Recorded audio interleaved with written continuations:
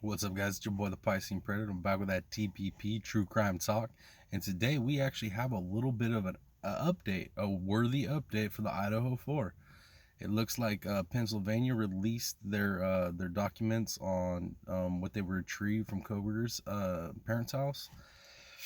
Very interesting, very interesting. Finally, something to think about that isn't from some hidden source or speculation or whatever. So the search warrant that they released had items on it that they'd retrieved, and it was interesting because we got some more of those black gloves, all right, surgical style gloves, all right. But what was more interesting to me was the items of clothing that they retrieved. All black items of clothing, black shirt, sweatshirt, shorts, um, like a whole kit, black shoes, like all blacked out, right? That's interesting. This is very interesting considering the gentleman that came in and committed the murders from DM's from her testimony to well, I shouldn't say testimony, but her relaying to the police what she saw. Dude was all in black. Now, most of us speculated that he got rid of those clothes, right? Most of us speculated. So there's a good chance that those aren't it. But the fact that it's all black, it definitely sparked my interest, made me wonder. And I was just thinking about it, like the possibility, honestly, is probably pretty low that he kept those clothes. But can you imagine if he did? Can you imagine if he kept that outfit as like some type of, trophy, like his workwear for the night, and like you would keep a jersey if you're a football player or basketball player. I don't know. I don't know. Maybe, maybe not. It makes you think though. But see, the thing I'm wondering is okay. So retrieve gloves from his apartment, retrieve gloves from the trash that he'd put out in his neighbor's trash can after he'd cleaned his vehicle, and now they've retrieved gloves from inside of his home. It's a lot of damn gloves. So just don't. That's weird. That's off. You know what I mean? It's not like this dude was like in the medical profession. He wasn't like a tattoo artist. He wasn't like any of these trades where you would have gloves all the time. So that's sketch. You know what I mean? That's pretty sketch. And then it's like that makes me feel like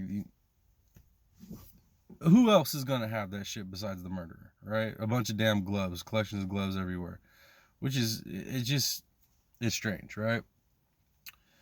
Granted, he's a weird one, obsessive, and OCD and all that stuff.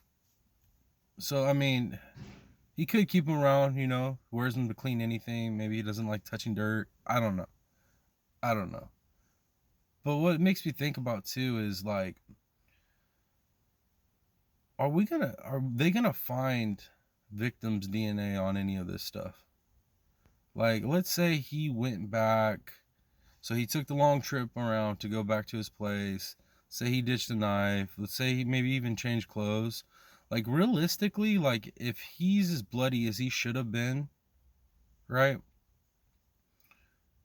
There should be DNA in that car. There should be DNA in that apartment. There should be DNA on anything he came in contact with, potentially came in contact with, if he committed these murders. There has to be DNA somewhere. Like you don't get four people's blood on you in this style of murder, like without spreading it somewhere. There's just no way. Like I don't care how careful he was, what steps he took. There's just he would have literally had to commit the murder and completely changed into something fresh that had no DNA, no blood, no nothing on it before he even got in that car, right? Or else there's no way you could keep DNA, touching DNA, blood, anything like that. There's no way you could keep it off. There's just no way. So it really makes me wonder: are they gonna find victims' DNA on any of the things that have been retrieved from the apartment, from his parents' house? Because to me, like thinking about it, like you do your research on like the genetics, DNA, blood testing, just the whole spectrum of stuff. It is so easy to transfer DNA. So easy. So freaking easy to transfer it. How is there not going to be DNA in the apartment, the car, or possibly on the items retrieved by law enforcement? To me, like, I feel like that's going to be the big thing that comes out in the case that seals the deal with this, honestly, is like the potential of them finding like dog hair, pet hair, specifically to that breed. That would be pretty substantial evidence. But like, if it comes back that any one of those victims' DNA has ended up in his car, his apartment, or on any items that they've retrieved from his apartment or his parents' house, that's a wrap, guys. That's a damn wrap. It's it. Absolutely it. So it's like, I know everybody has their day in court, and the whole proven, innocent till proven guilty. Yeah, whatever. That's a court process, right? So that's your legal court process. From me sitting right here, knowing what we know, looking at the evidence that we know, if they have anything more substantial on top of that, I'm telling you right now, he's done. I feel like he's done, honestly, with just the digital footprint, the DNA on the knife sheet, and speculations. Or I don't know if I should roll with this or not, but like, it had come out that he had multiple pictures of one of the victims on his phone, which makes sense if he's stalking them, right? So that's proof that he's stalking, and there's a connection right there for the stalking. So it's between the stalking, the digital footprint, the DNA, his presence in the area. It's just all that right there. Even though it's like circumstantial, that's enough to convict him. Straight up, that is enough for a jury to convict him.